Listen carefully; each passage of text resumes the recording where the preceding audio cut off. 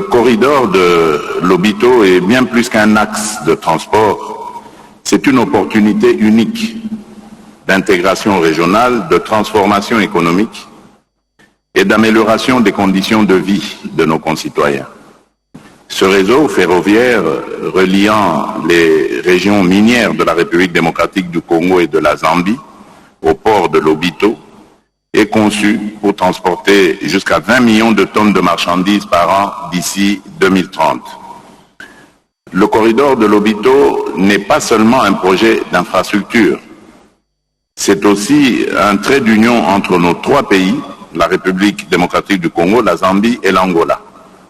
Il symbolise notre volonté collective à convertir le potentiel de nos pays en une prospérité tangible pour nos populations en favorisant une interdépendance harmonieuse où nos économies pourront s'épanouir mutuellement. Pour la République démocratique du Congo, le corridor de Lobito représente une opportunité stratégique pour valoriser nos ressources naturelles, en particulier le cuivre et le cobalt, qui constituent 70% de la demande mondiale dans le cadre de la transition énergétique. Avec une production combinée de 3 millions de tonnes par an entre la République démocratique du Congo et la Zambie, ce projet permettra de réduire significativement les coûts logistiques tout en augmentant nos recettes d'exportation. C'est donc une opportunité unique d'accéder directement aux marchés mondiaux via le port de Lobito, offrant ainsi une alternative stratégique à nos autres corridors d'exportation. Avec ces 1739 km de voies ferrées reliées aux réseaux routiers et ferroviaires régionaux, il jouera un rôle clé dans l'intégration régionale et continentale. Réforme de la Constitution, Tshisekedi ne parle pas de réforme de la Constitution. Monsieur Tshisekedi parle du changement de la Constitution. Et c'est que nous ne pouvons pas accepter. Monsieur Tshisekedi sera accusé de haute trahison. Nous allons commencer la procédure. Monsieur Tshisekedi n'a rien fait depuis qu'il est là. Ce qu'il sait faire, c'est pousser les Congolais à la division. Ce qu'il sait faire, c'est laisser à Kagame le Congo parce que M. Tshisekedi a abandonné le Congo. À Kagame, l'Est du Congo. M. Tshisekedi est un anti-patriote. M. Tshisekedi, ce qu'il sait faire, c'est comment utiliser l'argent de l'État. Donc, c'est un diviseur, il divise le pays. On vous a dit que la Constitution a été rédigée au Congo par les Congolais. Le changement des constitutions n'est pas prévu par la Constitution. La Constitution prévoit sa révision. C'est tout à fait normal. Mais lui, il veut changer la Constitution simplement pour demeurer au pouvoir, mais demeurer au pouvoir pour une partie du Congo parce que Tshisekedi a vendu les Congo à M. Kagame. L'opération Zéro Kuluna consiste donc à traquer tous les Kuluna qui sèment mort et désolation dans nos villes, les faire juger et comme je l'avais annoncé hier, condamnés à mort et ceux qui sont condamnés à mort seront exécutés. Cela servira de leçon et remettra de l'ordre et de la paix dans notre société. Nous avons choisi quelques prisons, dont celle de Angenga. Nous prenons déjà toutes les dispositions logistiques nécessaires pour les évacuer tous à l'intérieur.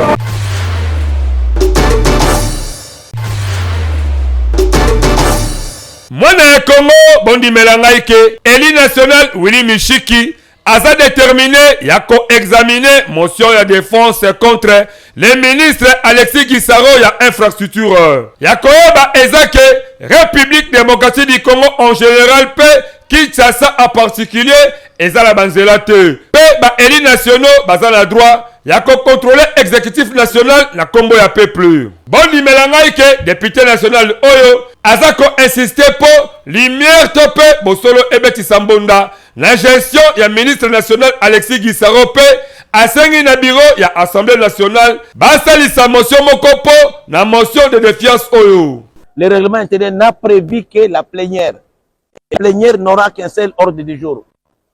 L'examen et le vote de cette motion de défiance. On va donner l'occasion au ministre de pouvoir donner ses moyens de défense et le vote sera à bulletin secret. Et nous disons que nous n'allons pas nous arrêter.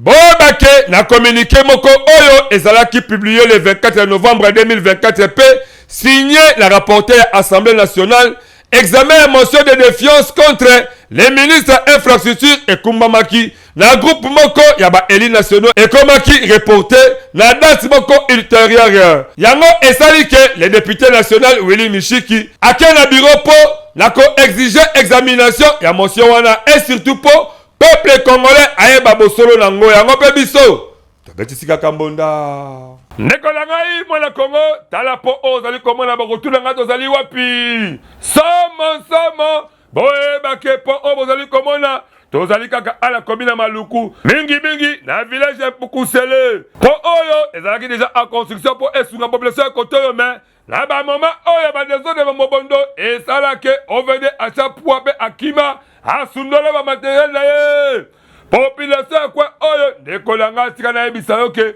baza konyokama na façon moko impossible et surtout ke nzela oyo yango pe okokende depasi na Congo central bino moko boyoka ndenge nini babetsaki mbonda tango bamonaki kamera ya mbonda ekolo vraiment tosepelaki bayaki toyebi ke ebongi mpona koleka na nzela oyo toyela mais sikoyo tomoni ndenge bakati epesi biso mpasi meme koleka awa tozokoka koleka te tozodébrouiller bandenge moko un jour ekoprovoke biso baaccident eyosala malamu te tosengaka na leta ya asilisa nzela mais tozwi grâce tomoni année passée baye basaleli biso nzela baparoli nzela eloko esala biso mpasi mai oyo omoni papa bato ebele baperdre bacamion meme bakonzi ebele baza na baferme koto na ngambu bacamion bango etikala awa bamotere ebeta emela mai bazwaki likanisi basalela biso pont oyo mais ti lelo oyo banda batika pont oyo bakenda bayaka lisusu te ewa tokosaka kaka bakonzi ya mboka vraiment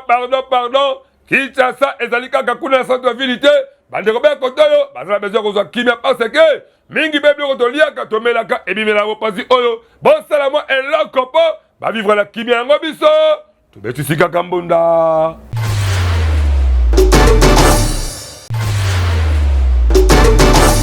la mettre au plus cher, il faut seulement qui cher, cher, pour ça cher, moi bon ça qui mais les autres sont gâtés parce que il est plus cher. Nous c'est dans un peuple congolais. Papa na biso, oh ya zabo constant, donc aza biso. Aza po asunga peuple congolais to, po biso to souffra kaka. Nzela ya malamu ezate, surtout na route locale na biso soko koti. Mikulu muno leza na mta osunga biso azate. Eza ka na kata kolala, full boy na wenze. Kolia pasi. Bana bekoli leta baatanga te bakende babenga na bango betidia bazokotela bana bekoli baolanda baprofesseur bali kotangisa te bazozongisa bana vile kisaba toko konsulte et cher na cher transport bakoza na 10 000 banga wana koma tizana 10 000 wana bakozongela ngote transport ezosila ndenge 300 3 000 ba demi pe ba demi terrain donc bino to votaki papa to sepelaki ko bakitila biso de là bakitila ko liezala kitoko toki essence ekitibo biso kolia mukoni botelemela biloko ya kolia ekita pri biso pe tolia biere epangisa mpe bana ezokoka te kaye lelo ezalaka kaye osombango 3 000 kaye osomba 4 000 lelo kaye komi 9 000 kaye moko douzaine bon soki oza na bana 10 na ndako fo somba kombie mpo bana wana batana fo toke lelo kula mosusu lelo toke kula mosusu tozokoka te tolembi ete tosuka wapi na bana tokoka te l'État talela biso makambo oyo esa sécurité no dollar ezokita te biloko nyonso ezaka tani tosufrir toza na bana baotanga ndenge nini tozokoka te. Merci beaucoup peuple congolais bana ya kine de partout esika bozolanda ngai ndeko na bino président du conseil d'administration ya fondation Jonathan Sang président initiateur na yebisa kabino tangu toyaki ko présenter fondation oyo tolobaki ete toye pona social ya mboka. Voma pona bino nyonso oyo boza kolanda ngai, na pesi bino rendez-vous le 22 décembre. Ekozala na 13h na commune ya Matete, quartier Vitamine 1, numéro 11. Référence ce que oye okomona otuni kaka rond-point Musuja. À partir à rond-point Musuja, ce qui otuni numéro 11 bakolakisa yo oyende okokuta biso Fondation Jonathan Sangu na cérémonie ya partage de vivres avec bandeko nyonso tu oyo bandimaki kotambola na biso uta le 1er janvier 2024. Na sengela bino bandeko mususu bozalaki ko hésiter, bozalaki kondimate, Fondation Jonathan Sangu eye eza kosala aventure te. Tozande na posa ya contribuer pour mboka na biso, les social de notre Congo, les social de notre Congo. Ndenge bakonzi baza kobunda biso pe tolobi ata soki tozwi nanu chance ya kokoma bisika esengi to pesa makanisi na biso te, mais to penser to pesa oyo ya biso makanisi na nzela ya etando eke yango wana présence na biso eza awa na sengi biso nyonso to se retrouver le 22 décembre et ensemble biso nyonso ndenge na lobaki pona yo mutu ya tembe yaka le 22 décembre na 13h okokuta Fondation Jonathan Sangu bimona meso yo moko mona na misu après okende pe kopanza Sangu.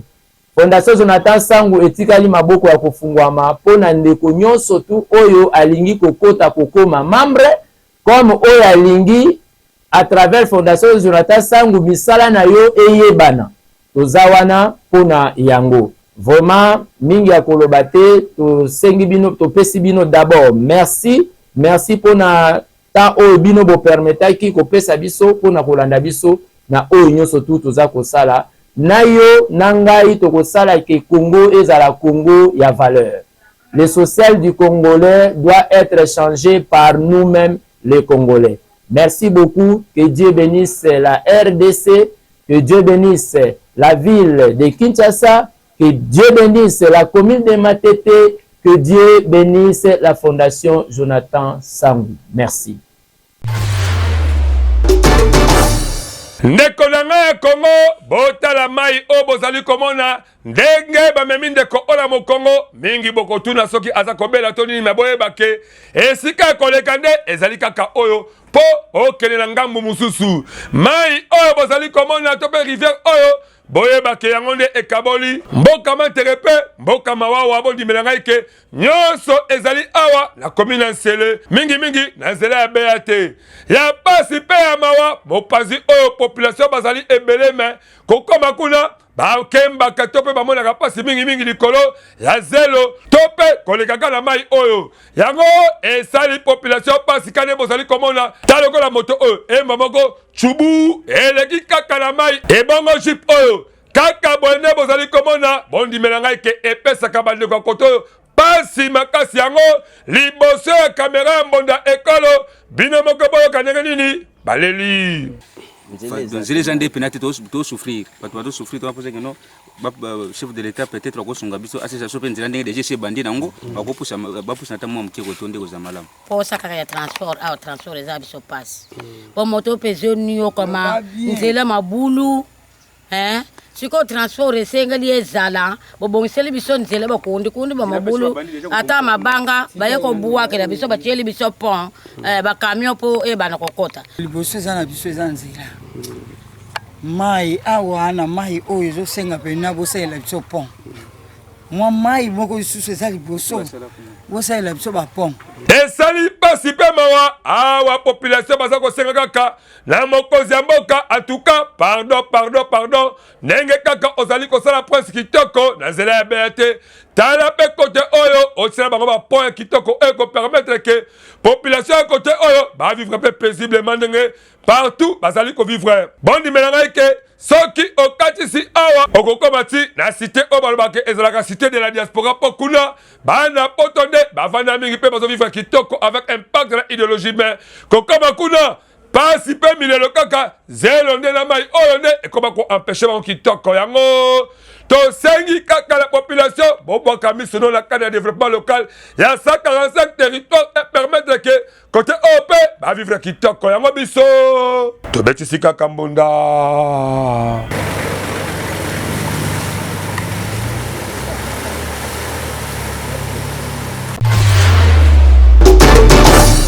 Voulez-vous apprendre et devenir journaliste? Les centres de formation médias indépendants procèdent au recrutement des nouveaux candidats pour une nouvelle session. Que vous soyez diplômé d'État, homme de Dieu, docteur ou qui que vous soyez, les centres de formation médias indépendants met à votre disposition les filières ci-après. Les journalistes, la prise de vue, le montage vidéo. N'hésitez pas de nous rejoindre car ici, la formation se donne avec les professionnels des médias.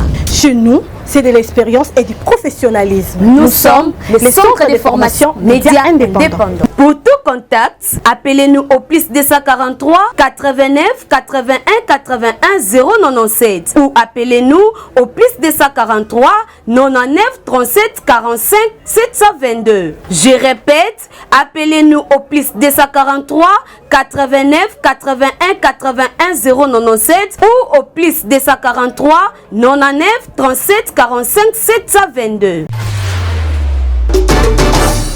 Nekolanga ya Congo tomonaka kaka bandako ya matisi o mingi babengaka ndako ya ndele toyebaka te nini batongaka yango bonda ekolo magazine d'actualité depa etambolaki ti na village Kikapa oyo eza na territoire ya Bagata na province ya Kwilu tokendaki ko découvrir bino moko boyoka ndenge nini bafabrikaka bandako oyo ya ndele avec impact na idéologie et surtout ke ebimisaka mpe bamabota ebele kati ya bandako oyo mesigile na sana basi mibale na bana mine topikoli esobe nde yango totiaka kaka liboye mpona kozalela kaka 2 mois 3 mois nakopikola esobe nakokata bambanzi donc bariske kaka anga moko parce que ndako ya liboso ekufi yango naosala lisusa mibale biso mbonda ekolo tolakisi bino kaka ndenge nini basaka bandaka ndelo bondimelanga ke bamabota mpe koto ebele batangaka bavivraka kaka na bandako oyo bakokola kitoko avec impact na idéologie mpe mingi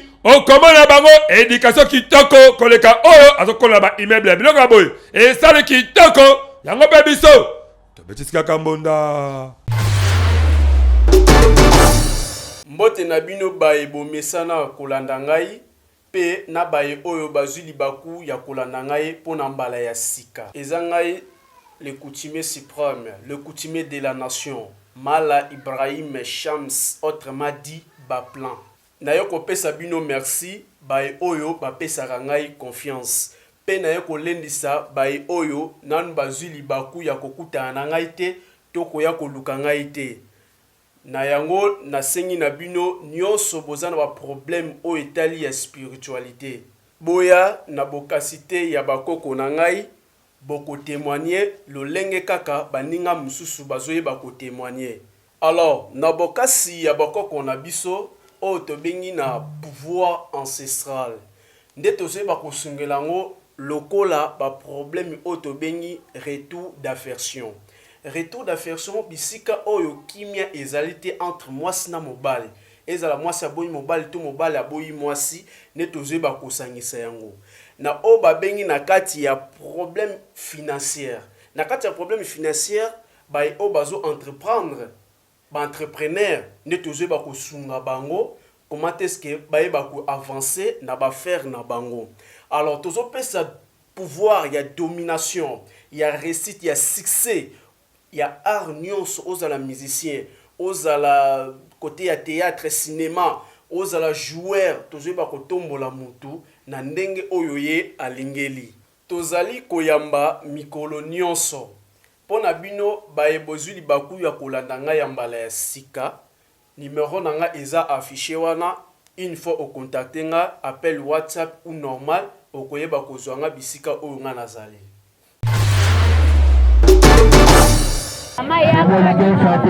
Mwana ya Congo en tout cas bondi melangai ke ebele bandeko oyo bozali komona na wenze oyo ezali bongo na panu village panu oyo eza bongo na province ya Kwilu. Botala ebele bambisi oyo ezokotekama awa en tout cas kote oyo baliaka kitoko avec impact na idéologie. Mais pasi pe mawa wenze oyo l'état province ya Kwilu azwaka misolo ya bataxi ya de la ndenge me alingi te kotokela bamama oyo wenze bamama bakoma kolela koteka biloko na mabele neti kaka mbisi oyo eza na valeur moko te esali pasi pe mawa bino moko boyoka liboso ya kamera ya mbonda ekolo ndenge nini babetsaki mbonda na kati ya kwanda pinda toteka na mindondo na kati ya mabele tovanda bilama na mabele salite yebisanga wenze eza te bayota kobana malili eza te na moi tovandela mabele tala bapoussière na makolo na biso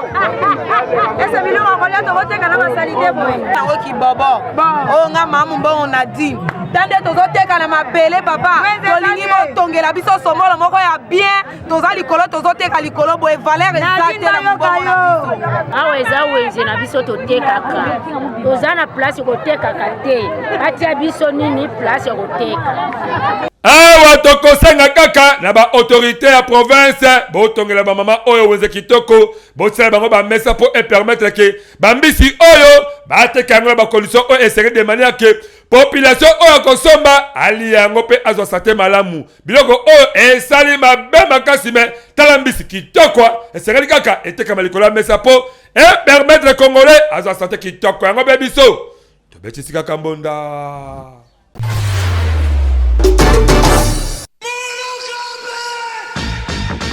Bana Congo Kinshasa, bana Congo Brazzaville, yo mutu olingaka ba activité na yo eyebana na mokili mobimba.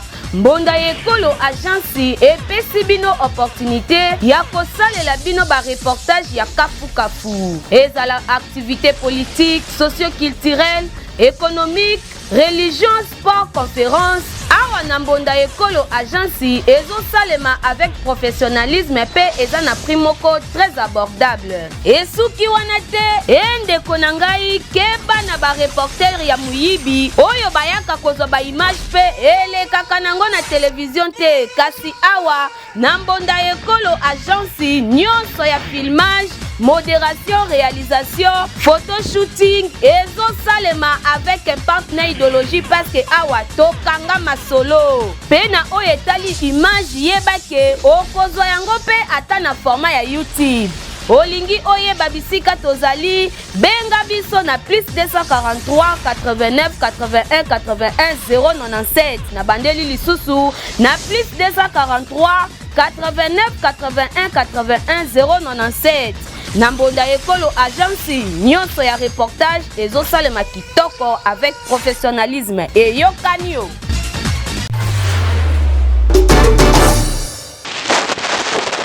Mwana ya Congo moto akosa yo te en tout cas soki otamboli na ba village ebele awa na République démocratique du Congo en général pe particulièrement na Mbanza Lwilo oyo ezala Congo central okokamwa na 21e siècle oyo ndenge population bazali ko vivre na ba condition moko ya kitoko te bino moko boyo kanenge nini babetsaki mbonda difficulté ebele neti ce dernier temps bamvule noki te donc babiloko nyonso lonaki epesi mwa mobulu en tout cas bamatiti oyo si tomesana deja kosala banda bakoko tosala kaka bandianga na biso oyo yango tolaka ekoma batole na biso awa eza kosenga vraiment en tout cas il faut kolukela bango basolution mo kitoko po bazwa pe esengo ya kovivre yango mpe biso tobetisi kaka mbonda.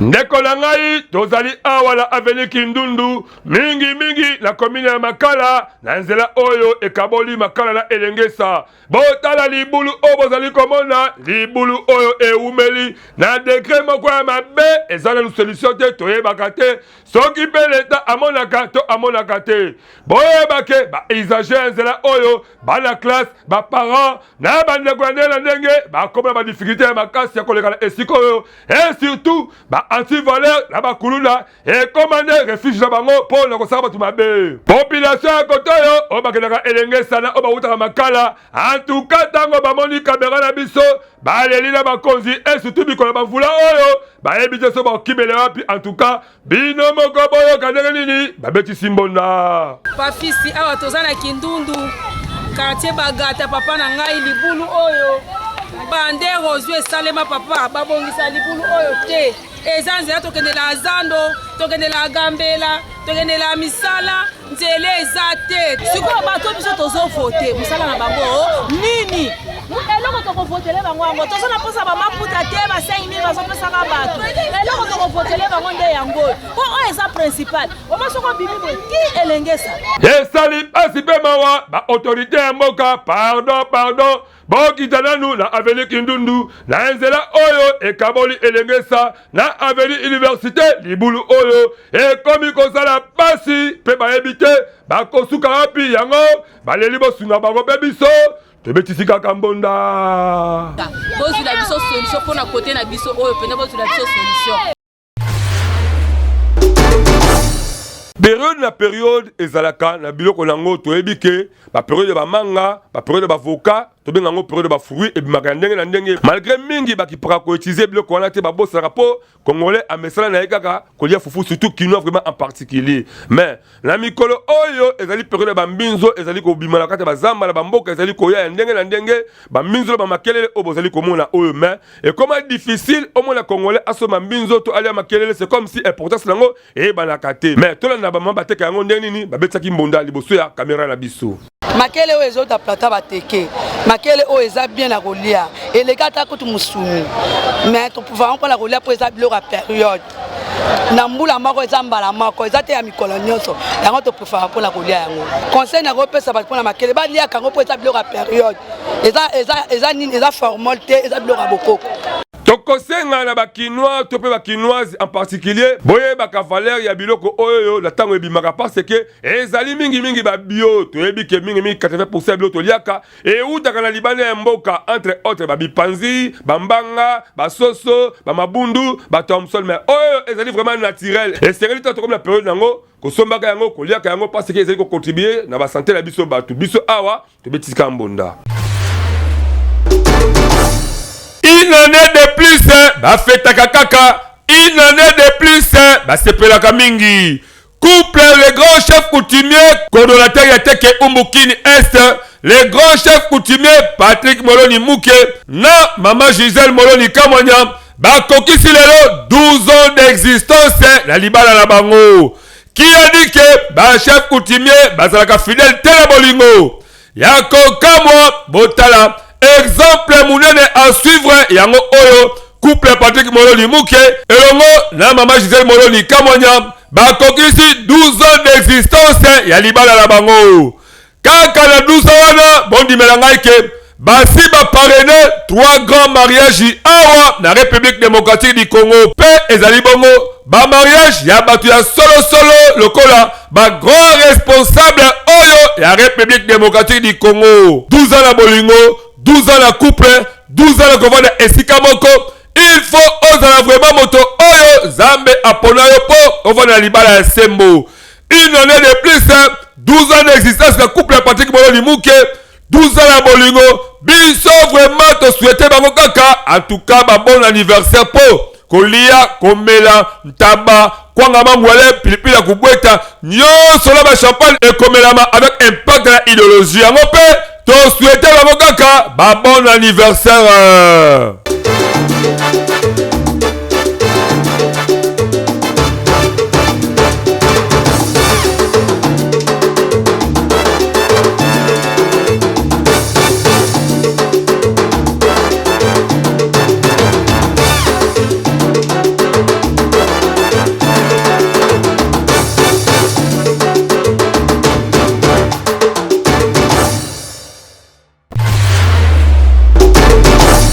Voulez-vous apprendre et devenir journaliste? Les centres de formation médias indépendants procèdent au recrutement des nouveaux candidats pour une nouvelle session. Que vous soyez diplômé d'État, homme de Dieu, docteur ou qui que vous soyez, les centres de formation médias indépendants met à votre disposition les filières ci-après. Les journalistes, la prise de vue, le montage vidéo. N'hésitez pas de nous rejoindre car ici, la formation se donne avec les professionnels des médias.